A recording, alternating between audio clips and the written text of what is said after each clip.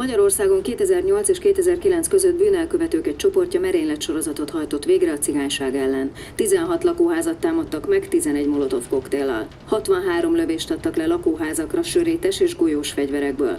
A bűncselekményeknek 55 sértettje van. A támadásokban 6-an haltak meg.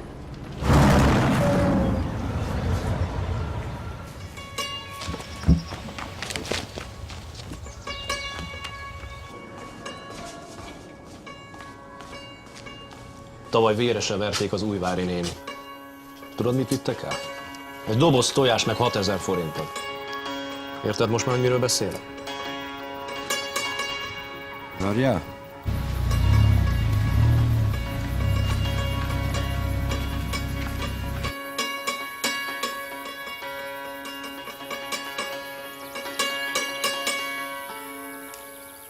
Az meg a sapkamot kell! Te köcsög! Nem tettek a pofára meg cigány! Nincs bele, azért meg cigány!